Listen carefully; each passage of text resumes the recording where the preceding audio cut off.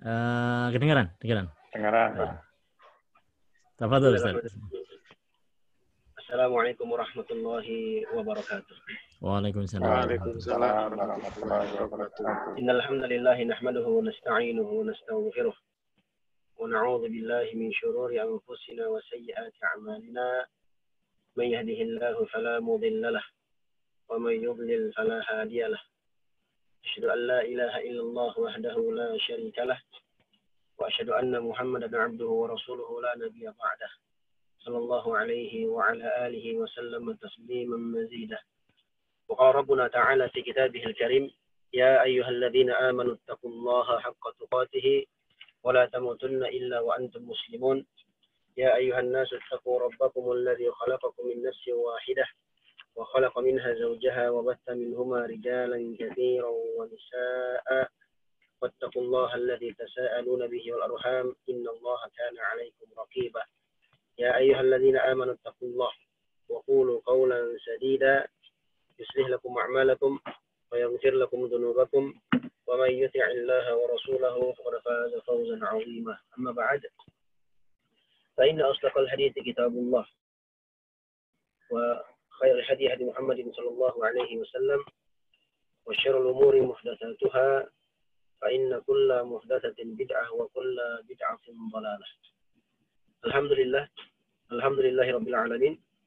Segala puji dan syukur kita panjatkan kehadirat Allah Subhanahu wa taala. Dengan nikmat dan taufik dari Allah Subhanahu wa taala pada sore hari ini Allah Subhanahu wa taala kumpulkan kita di majelis ilmu. Mudah-mudahan di majelis kita pada sore hari ini diberkahi oleh Allah Subhanahu wa taala di sore hari yang mulia, hari Jumat di akhir Ramadan dan waktu yang mustajabah insyaallah. Mudah-mudahan Allah Subhanahu wa taala beri taufik kepada kita semua untuk bisa menuntaskan ibadah puasa kita karena Allah Subhanahu wa taala. Nah, ikhwani wa akhwati fillah rahimani wa rahimakumullah. Tidak terasa alhamdulillah hari terus berlalu, terus berganti, waktu terus berlalu dan kita alhamdulillah berada di penghujung bulan suci Ramadan. Oleh karena itu kita hendaknya selalu berdoa dan memohon kepada Allah Subhanahu wa taala. Semoga Allah Subhanahu wa taala berikan taufik kepada kita semua untuk bisa menjaga puasa kita sampai akhir Ramadan ini. Dan mudah-mudahan Allah Subhanahu wa taala berikan kepada kita kemudahan untuk istiqomah melaksanakan amal ibadah atau ketaatan yang selama ini kita laksanakan di bulan suci Ramadan. Nah, Allah Subhanahu wa taala, Nabi sallallahu alaihi wasallam menyebutkan dalam hadisnya yang sahih mengingatkan tentang keadaan orang-orang yang merugi di bulan suci Ramadan. Dia bersabda, "Ragima anfum ri'in man adrakathu Ramadan falam fa kharaja minhu falam yughfar lahu." Nah, sungguh celaka ya, seseorang yang mendapatkan bulan suci Ramadan, dia telah masuk di bulan suci Ramadan, diberikan kesempatan oleh Allah di bulan suci Ramadan, akan tetapi dia keluar dari bulan Ramadan, dia tidak diampuni oleh Allah Subhanahu wa taala. Nauzubillahi min dzalik. Nah, oleh karena itu, detik-detik yang terakhir ini yang masih ada tersisa waktu ya di sore hari Jumat yang berbahagia ini, yang berkah ini, kita dianjurkan untuk berdoa. Di situ ada satu waktu yang dikabulkan oleh Allah antara selesai salat asar sampai sebelum maghrib.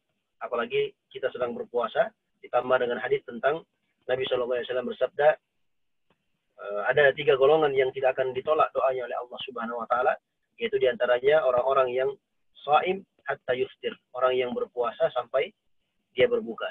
Nah, jadi kita berdoa, masih ada kesempatan.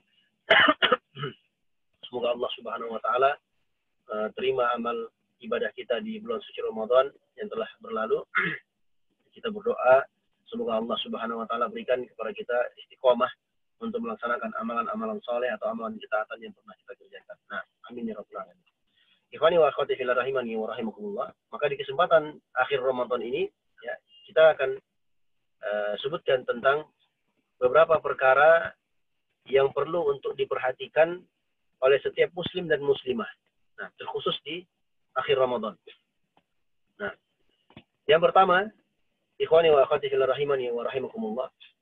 Berakhirnya Ramadan ya, itu bukan berarti berakhir pula ibadah kita kepada Allah Subhanahu wa taala. Nah, jadi bulan suci Ramadan itu ya hanyalah waktu untuk kita memperbaiki diri. Nah, membekali diri kita dengan bekal sebanyak-banyaknya. Ya, begitu keluar di bulan suci Ramadan, maka kita sudah terlatih menjadi insan yang sudah dibina oleh Allah Subhanahu wa taala, menjadi insan yang taat kepadanya. Nah, jadi berakhirnya Ramadan bukan berarti berakhir pula ibadah yang kita kerjakan selama bulan suci Ramadan. Justru harusnya semakin bertambah, semakin bersemangat karena kita sudah terbiasa di bulan suci Ramadan, umpamanya berpuasa. Ya, di luar Ramadan minimal kita puasa 3 hari dalam sebulan. Ya, minimal kita puasa Senin Kamis atau 3 hari dalam sebulan. Ya, demikian pula terbiasa sholat malam dan seterusnya. Maka ini harusnya ya, tarbiyah Ramadan atau madrasah Ramadan itu harusnya kita bawa keluar dan menjadi rutinitas kita sehari-hari. Ya, beribadah kepada Allah ya tanpa mengenal lelah. Ya, berpuasa, melaksanakan sholat malam, memperbanyak qiraatul Quran, berzikir dan berdoa kepada Allah Subhanahu wa taala, memperbanyak sedekah dan seterusnya. Ya, ini persis seperti ibadah-ibadah yang pernah kita kerjakan di bulan suci Ramadan. Nah, Masya Allah Ta'ala. Ini poin yang pertama. Kemudian poin yang kedua, ikhwani wa akhwati fillah rahimani wa rahimakumullah, yang perlu kita perhatikan di sini, ya, sebelum berakhirnya bulan suci Ramadan ini, ya, jangan lupa untuk melakukan atau menunaikan zakatul fitr. Zakat fitrah. Kalau bahasa kita zakat fitrah. Nah, sa'an min tamar. Satu sa' dari tamar, kata Nabi SAW, yaitu qutul yaum, makanan pokok sehari-hari mereka waktu itu. Nah, maka kalau kita di Indonesia, karena makanan pokok kita adalah beras, maka kita keluarkan juga beras. Nah, sebagaimana sabda Nabi SAW, zakatul fitr itu tuhratan lis-sha'im wa tu'matan lil masakin. Zakat fitrah itu adalah bentuk mensucikan orang-orang yang berpuasa minar rafath wal lagu, dari ucapan-ucapan jelek, ucapan-ucapan keji atau ucapan-ucapan yang sia-sia. Ya, dia bersihkan semua itu dengan apa? Dengan zakatul fitrnya. Nah, yang kedua wa tu'matan lil masakin, dan sebagai makanan untuk orang miskin. Ya. Jadi di zaman Nabi Shallallahu Alaihi Wasallam mereka mengeluarkan dalam bentuk makanan pokok. Makanya disebutkan dalam hadis Abu Sa'id Al-Khudri radhiyallahu anhu, "Kunna nukhriju fi ahdi Rasulillah sallallahu alaihi wasallam yaumal fitri sa'an min ta'amin." Dahulu kami di masa Nabi sallallahu alaihi wasallam kami mengeluarkan zakatul fitr itu pada hari raya, maksudnya sebelum sholat, satu sa' dari makanan. Wa kana ta'amana asy-sya'iru waz-zabibu wal-aqitu wat-tamr. Dan makanan kami waktu itu, makanan pokok kami adalah syair, gandum, zabib, dibikin pula kurma, ya, dibikin pula tamar, kurma, zabib, anggur. Nah, jadi itu makanan pokok mereka dahulu. Ya. Adapun kita sekarang, maka dikiaskan oleh para ulama, makanan pokok kita adalah beras. Ya, makanan pokok kita adalah beras. Maka kita makan, kita menunaikan zakatul fitr dengan makanan pokok yang kita makan. Yaitu beras. Walaupun di sana ada sebagian ulama yang membolehkan untuk membayar zakatul fitr dengan qimah, dengan uang, dengan harganya, tapi itu pendapat yang marjuh, pendapat yang tidak tepat. Pendapat yang benar dalam masalah ini adalah mengeluarkan zakatul fitr dengan makanan pokok, yaitu beras. Ya, ini pendapat jumhur ulama, pendapat Malikiyah, pendapat Syafi'iyah, dan pendapat Imam Ahmad bin Hanbal rahimahullah taala. Jumhur ulama, kebanyakan ulama, mereka menyebutkan bahwasanya orang yang menunaikan zakatul fitr dengan uang itu tidak sah. Nah, orang yang mengeluarkan zakat fitr dengan uang itu dianggap tidak sah. Satu sok dari beras, satu sok itu diukur oleh para ulama, satu sok itu sama dengan 4 mud, kata Nabi SAW. 4 mud.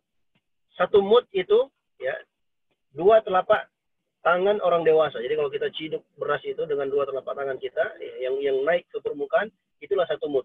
Nah, maka 1 mud itu kali 4. Jadi 2 telapak tangan orang dewasa kali 4 kali, itulah satu sa' yang wajib kita keluarkan. Kalau di convert sekarang, di ukuran sekarang itu kurang lebih 2,7 sampai 2,8, bahkan sebagian ulama menfatwakan sampai 3 kilo. Nah, jadi untuk mengeluarkan zakat tersebut kita ambil patokan yang paling tinggi, patokan yang paling rendah, dan dalam menunaikannya kita ambil patokan yang paling tinggi. Umpamanya yang paling rendah ada ukuran 2,7 kilo.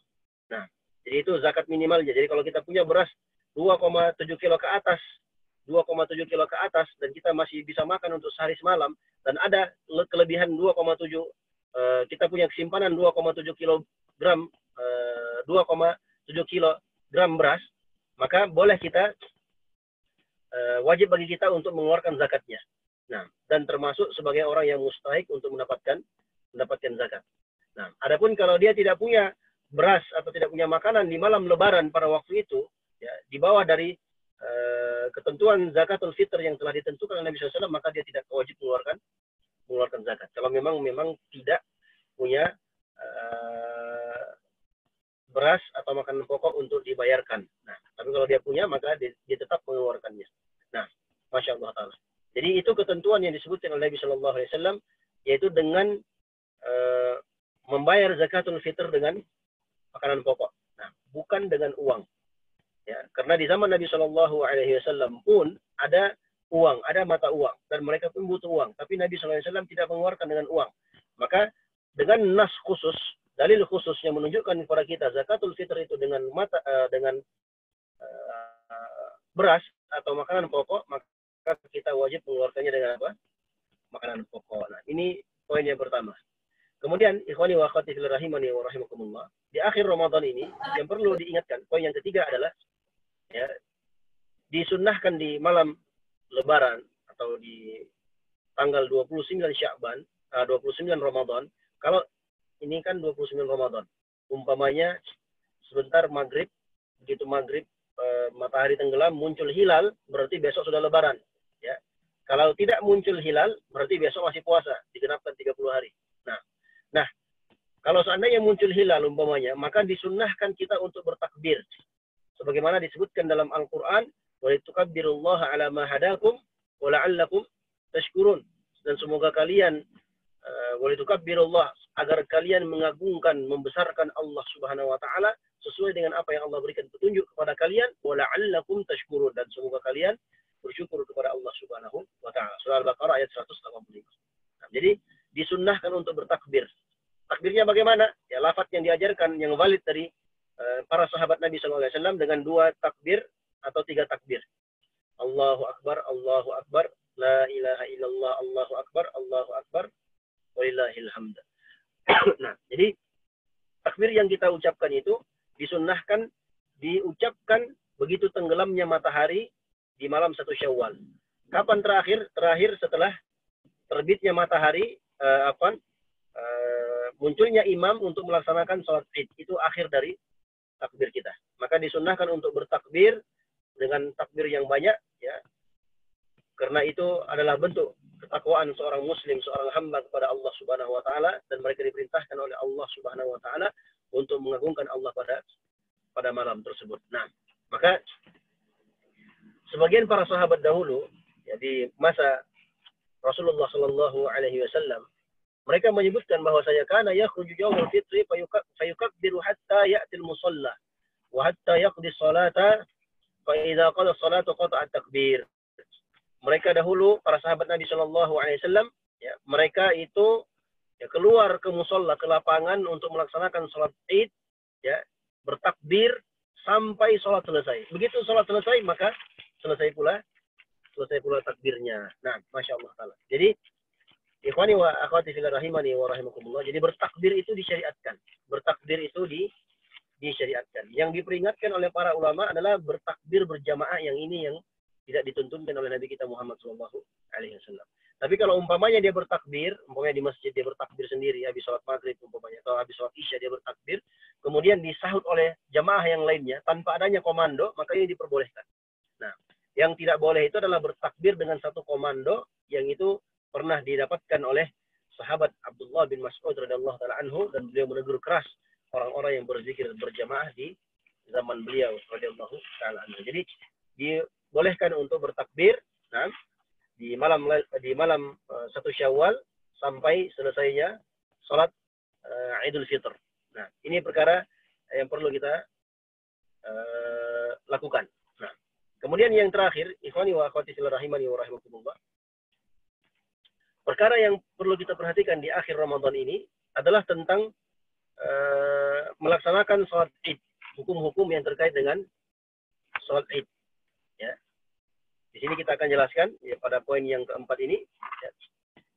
Kita ringkaskan. Yang pertama, ya, disunnahkan untuk mandi.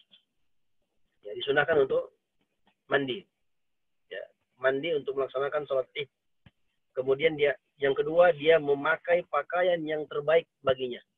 Ya, pakaian yang terbaik yang dia miliki tentunya. Nah, Masya Allah Ta'ala. Jadi dia pakai pakaian yang terbaik. Pakaian terbaik itu tidak harus baju yang baru. Kalau ada baju baru, alhamdulillah. Kalau tidak ada, ya tidak mengapa. Nah, yang penting menutup aurat dan boleh dipakai untuk sholat. Itu yang ketiga. Kemudian yang keempat, disunnahkan untuk memakai wangi-wangian. Memakai wangi-wangian. Khusus bagi laki-laki saja. Adapun perempuan tidak disyariatkan untuk memakai wangi-wangian keluar rumahnya. Adapun dalam rumahnya untuk suaminya, dalam kamarnya, maka dia dianjurkan untuk memakai wangi-wangian. Nah, Masya Allah Ta'ala. Kemudian, sebelum dia melaksanakan sholat Id, keluar dari rumahnya, ya dia dianjurkan untuk makan terlebih dahulu atau minum. Setidaknya minum 1 gelas air atau memakan korma atau yang semisal dengannya. Untuk membedakan hari tersebut dengan hari puasa Ramadan. Nah, karena kita disyariatkan Nabi SAW sebelum berangkat itu makan dulu. Beberapa biji tamar, beberapa biji korma. Nah, kalau tidak ada korma ya boleh minum air. Nah, berbeda dengan hari raya Idul Adha. Kalau Idul Adha kita dianjurkan untuk tidak makan. Dianjurkan untuk makan nanti pertama kali ya di daging hewan sembelihan yang kita sembelih. Itu dianjurkan. Adapun Idul Fitr maka dianjurkan untuk apa? Makan. Kemudian dianjurkan untuk menampakkan keceriaan, kebahagiaan dan kegembiraan di hari tersebut. Ya, makanya hari raya Idul Fitr ini disebut juga sebagai hari kebahagiaan atau hari makan dan minum. Ya. Oleh karena itu seorang Muslim dilarang, ya haram hukumnya berpuasa pada tanggal 1 Syawal. Nah, karena disyariatkan untuk makan pada waktu tersebut. Ya. Kemudian ikhwani wa akhwati fillah rahimani wa rahimakumullah. Ketika berangkat menuju ke lapangan atau musola, ini kita berbicara tentang apa? Tentang kondisi Lebaran atau Idul Fitr secara umum. Ya. Adapun kita sekarang ya karena pandemi nanti akan kita jelaskan juga tentang fatwa para ulama yang ada di MUI, dibikin pula himbauan penguasa kita insya Allah di akhir pembahasan. Nah, jadi kalau umpamanya dia keluar sholat di lapangan, disunnahkan untuk ya melewati jalan yang tidak dilewati ketika berangkat. Jadi berangkat menuju ke lapangan atau menuju sholat itu dengan menggunakan jalan A, pulangnya dengan menggunakan jalan B. Itu disyariatkan. Nah, dan terus tetap bertakbir, ya, menggemakan takbir, membesarkan dan mengagungkan Allah Subhanahu wa Ta'ala sampai selesai sholat. Nah, kemudian yang terakhir, disunnahkan bagi setiap muslim dan muslimah untuk mengucapkan tahniyah. Tahniyah itu tahniyah, ucap selamat. Nah, ucapan yang valid dari Nabi Shallallahu Alaihi Wasallam dan para sahabatnya, yang valid dari para sahabat Nabi Shallallahu Alaihi Wasallam, ya tidak ada nas dari Nabi, tapi dari para sahabat. Mereka mengucapkan taqabbalallahu minna wa minkum. Semoga Allah Subhanahu Wa Taala menerima dari kami dan dari kalian, ya, amalan ibadah yang kita kerjakan sebelumnya di bulan Ramadan. Nah, itu disyariatkan. Lafadznya seperti itu. Taqabbalallahu minna wa minkum. Dan boleh dan dianjurkan juga atau dibolehkan oleh para ulama mengucapkan ucapan-ucapan tahniyah di hari Lebaran khusus kita ini ya dengan ucapan-ucapan selamat yang biasa kita ucapkan di negeri kita yang merupakan adat kebiasaan kita seperti selamat hari raya, mohon maaf lahir dan batin. Nah, dikatakan selamat hari raya, mohon maaf lahir dan batin atau dikatakan minal a'idina wal fa'idin. Itu adat ya masuk dalam kebiasaan sehari-hari atau kebiasaan masyarakat kita yang ditolerir dalam syariat, dibolehkan. Nah, kemudian dia tambahkan taqabbalallahu minna minna wa minkum. Nah, ini kalau kondisi ya seperti sebelum adanya corona. Nah, tapi bagaimana dengan adanya corona? Ya, sebagian ulama ya mereka menyebutkan tentang hukum sholat tarawih atau sholat Idul Fitr di rumah. Nah, karena ada himbauan dari penguasa kita, pemerintah kita untuk tetap ya, melaksanakan ibadah sholat Idnya di rumah bersama dengan keluarga. Ada rincian dari MUI atau yang lembaga yang terkait dengannya. Mereka sebutkan kalau zona merah, zona hijau boleh untuk sholat Id, kemudian tetap dengan memperhatikan protokol kesehatan dan seterusnya. Nah, jadi kalaupun seandainya dia sholat di rumah, ikhwani wa akhwati rahimani wa rahimakumullah, maka sholatnya sama seperti dia sholat di lapangan tapi tanpa khutbah, tanpa khutbah. Nah, tapi kalau dia mau berkhutbah untuk anak dan istrinya boleh saja. Nah, diperbolehkan. Tapi kalau dia hanya mengikuti sholatnya saja, maka ini pun diperbolehkan. Sholatnya sama seperti biasa, ya, dengan bertakbir dengan tambahan 7 kali takbir tambahan di rakaat pertama dan 5 kali takbir tambahan di rakaat yang kedua. Bacaannya bebas, ya. Di rakaat pertama boleh baca Al-Fatihah, ya. Kemudian dia baca Sabbihisma Rabbikal A'la. Di bacaan yang kedua dia baca surah Al-Fatihah dan dia bisa baca setelah itu dia baca hal ataka ala al-hataka haditsul ghasyiyah dan seterusnya, al-ghasyiyah. Nah, kalau dia tidak mampu baca itu, umpamanya dia tidak punya hafalannya, maka dia boleh baca surat yang gampang bagi dia. Nah, yang penting dia mengimami istri dan anak-anaknya. Itu kalau dia tidak mampu. Nah, kalau dia mampu membaca lebih panjang dari itu, maka boleh saja, silakan. Tapi ya sebaiknya bagi seorang imam ya, dia memperhatikan kondisi makmumnya. Nah, kalau mungkin anak-anaknya atau istrinya mungkin tidak kuat sholat panjang lebar atau tidak kuat sholat lama, maka dia boleh untuk meringkas sholatnya. Nah, ini di antara beberapa perkara yang perlu kita perhatikan sebelum kita meninggalkan bulan suci Ramadan. Kita berharap dan berdoa kepada Allah Subhanahu wa taala, semoga Allah Subhanahu wa taala berikan taufiknya kepada kita semua untuk selalu istiqomah di atas agamanya, istiqomah dalam mengikuti ilmu agamanya, dan mudah-mudahan Allah mudahkan kita semua untuk meraih husnul khatimah di akhir kehidupan kita. Dan jangan lupa di akhir Ramadan ini, di hari Jumat yang mulia, di bulan puasa dan bertepatan dengan waktu mustajabah, ya, kita berdoa kepada Allah, semoga Allah Subhanahu wa taala segera mengangkat virus corona dari negeri kita dan negeri kaum muslimin yang lainnya. Dan semoga kita selalu diberikan kesehatan oleh Allah Subhanahu wa taala untuk bisa menjalankan ibadah kita kepada Allah Subhanahu wa taala. Ini dapat saya sampaikan, mudah-mudahan bermanfaat. Sisa waktu yang tersisa kita beri kesempatan bagi jamaah yang ingin bertanya seputar pembahasan, boleh tafadhol sambil menunggu berbuka. Nah,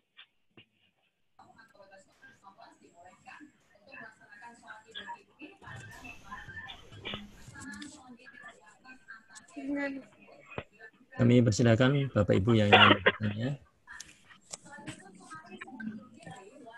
Assalamualaikum Ustaz. Waalaikumsalam warahmatullahi wabarakatuh.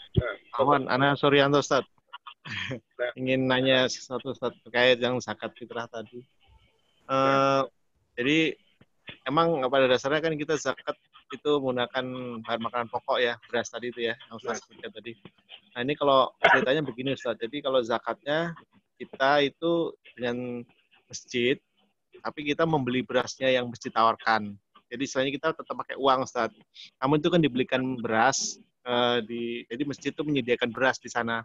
Nah nanti waktu pelaksanaannya masjid akan menggunakan beras tadi itu untuk di penyalurannya menggunakan beras gitu Ustaz. Itu gimana Ustaz ya hukumnya? Apakah saya terhitung menggunakan uang atau beras jadinya?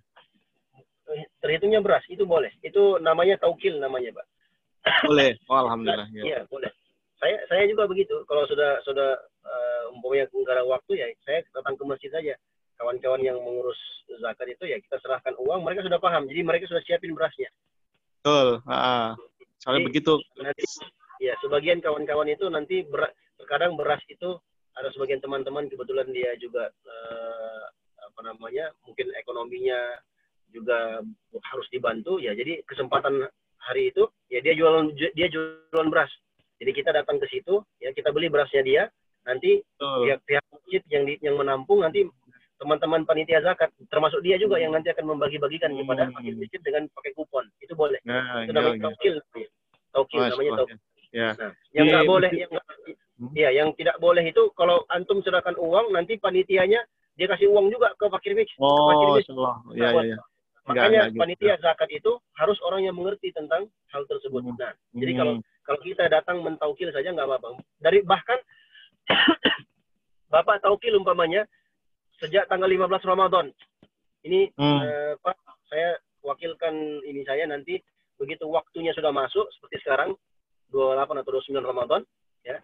Tolong nanti dibelikan beras, kemudian disalurkan zakat saya sesuai dengan syariat yang telah ditentukan.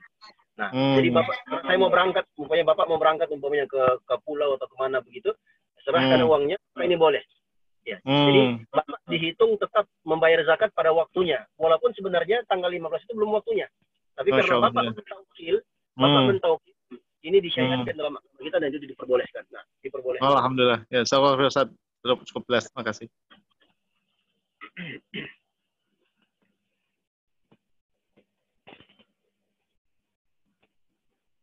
Yang lain?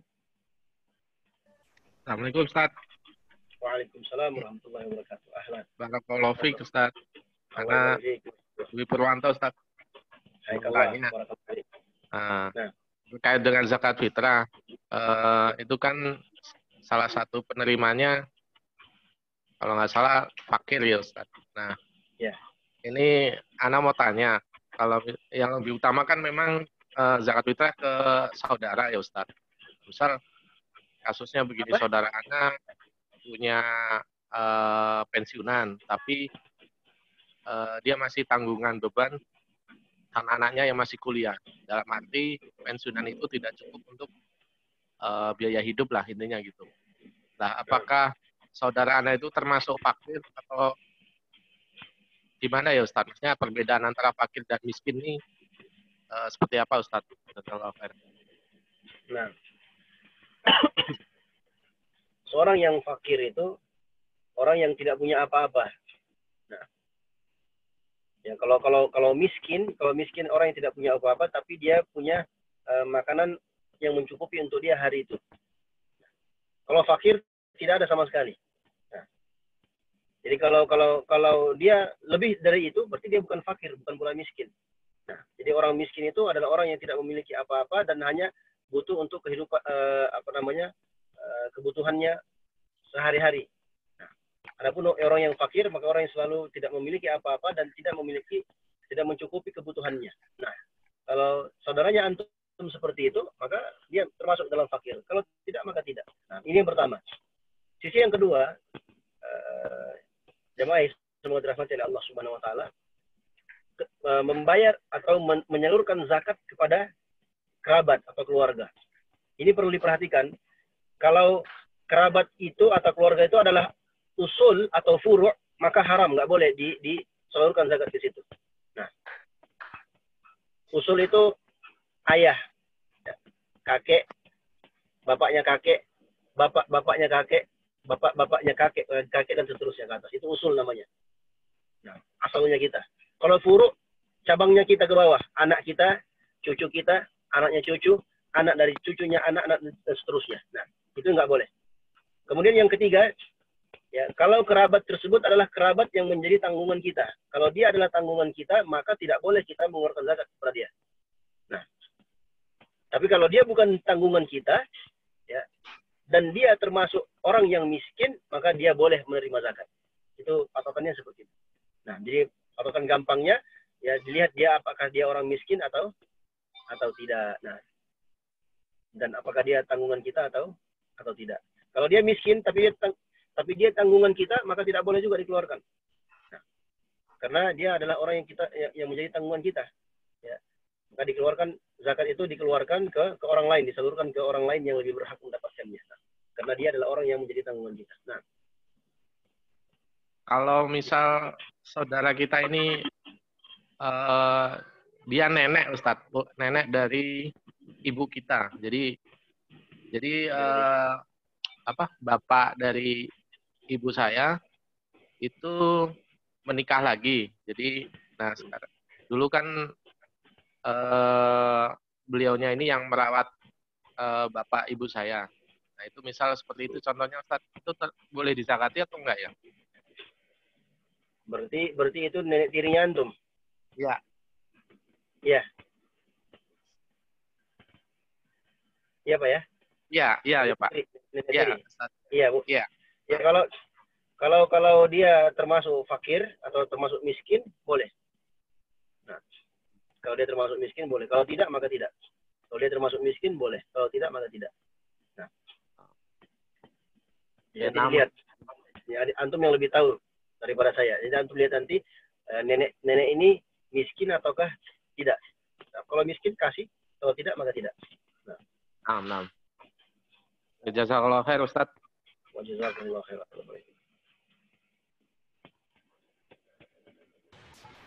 Assalamualaikum Pak Ustaz. Waalaikumsalam warahmatullahi wabarakatuh. Pak Ustaz, saya mau nanya Pak Ustaz.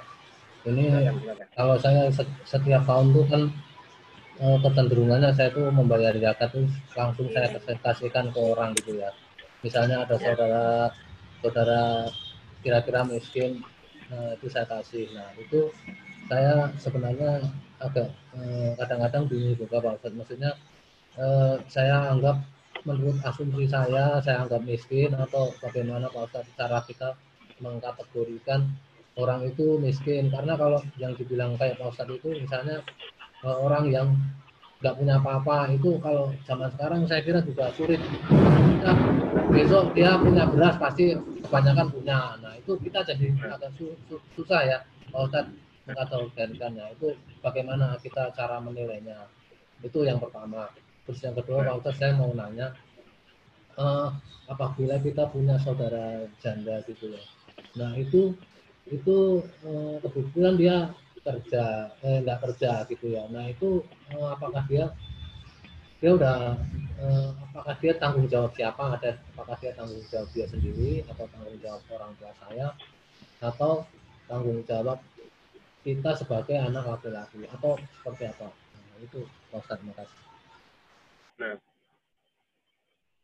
baik, nanti masalah fakir dan miskin ini Pak itu relatif ya, tergantung tempat di mana dia tinggal atau negara dia tinggal. Ya.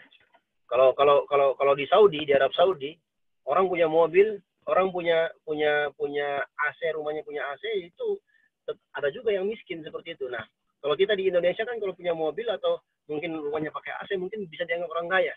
Jadi nanti dilihat kondisi kebutuhan mereka di zaman tersebut. Nah, jadi kalau dia punya sesuatu atau makanan pokok yang dia bisa makan untuk hari tersebut dan mencukupi untuknya dalam sehari tersebut, maka dianggap sebagai miskin. Nah, kalau tidak mencukupi maka dianggap sebagai orang yang fakir. Nah, itu nanti dilihat dari kehidupannya sehari-hari. Ya, karena saya tidak bisa melihat secara langsung, ya antum yang lebih tahu. Ya, makanya kita sebutkan kriterianya, sifat-sifatnya seperti itu. Nah, jadi jangan sampai kita memberikan atau menganggap si fulan miskin atau tidak itu karena dia keluarga kita, jangan seperti itu. Nah, maka kita lihat dia ini orang yang berpenghasilan atau tidak, dia ini orang yang bercukupan atau tidak, dia miskin atau tidak, itu dilihat dari kehidupannya sehari-hari. Nah, adapun masalah seorang janda, kalau itu adik kita umpamanya, seperti kita yang tanggung dia. Nah, kalau dia hidup, tentunya kalau dia hidup atau tinggal bersama dengan kita. Nah, tapi umpamanya kalau dia tinggal di tempat lain, ya kita nggak tahu di mana tempat tinggalnya. Mungkin dia merantau atau di mana, tapi komunikasi tetap ada. Berarti dia bukan tanggungan kita. Dia tanggung dirinya sendiri. Nah, dia menanggung dirinya sendiri. Kalau dia tinggal bersama kita, berarti menjadi tanggungan kita. Sebagai seorang abang atau seorang kakak, atau sebagai orang tua umpamanya, maka dia yang menjadi penanggung jawabnya. Apakah dia berhak atau layak mendapatkan zakat? Dilihat juga. Ya. Apakah dia termasuk ke dalam kategori orang yang miskin atau tidak? Kalau masuk, maka diberi. Kalau tidak, maka tidak diberi. Nah, kalaupun dia masuk dalam kategori orang yang berhak mendapatkan zakat, kalau dia adalah kerabat yang menjadi tanggungan kita, itu ada khilaf di kalangan para ulama. Tapi yang rajihnya, ya tidak boleh memberikan atau menyalurkan zakat kepada orang yang menjadi tanggungan kita. Nah, jadi diserahkan kepada yang lain. Dia orang tersebut tetap mendapatkan tanggungan dari kita. Nah, Adapun zakat yang kita hendak keluarkan itu dikeluarkan kepada atau disalurkan kepada fakir miskin yang lebih berhak untuk mendapatkannya. Nah, jadi apa yang miskin tadi berarti kita ambil rata-rata kehidupan sehari-harinya gitu. Iya, betul. Ya, betul. Nah, karena kalau di zaman sekarang itu kan apa namanya untuk cari patokan atau tidak itu kan nanti dilihat dari keterangan dari pemerintahan begitu. Nah, makanya di sebagian tempat itu kan ditandain rumahnya yang berhak mendapatkan bantuan dan segala macamnya. Kalau dia tergolong miskin, maka dia berhak mendapatkannya. Nah, cuman kan kita nggak tahu kalau di jalan-jalan itu banyak orang di jalan raya. Biasanya kalau malam-malam seperti ini kan mereka keluar. Kita nggak tahu mereka miskin atau tidak. Maka kita tetap melihat dari zahirnya saja.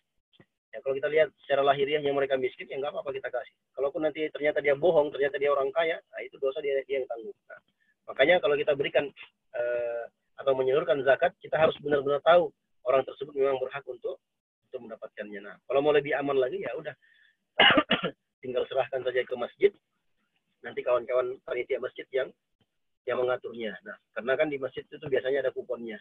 Jadi orang-orang miskin itu terdaftar, mereka nanti datang mengambil kupon, diganti dengan satu kupon satu orang, satu keluarga umpamanya, atau satu kepala satu kupon, jadi akan diberikan sekian kilo beras. Nah, sesuai dengan ketentuan penyaluran zakat yang telah ditentukan oleh panitia.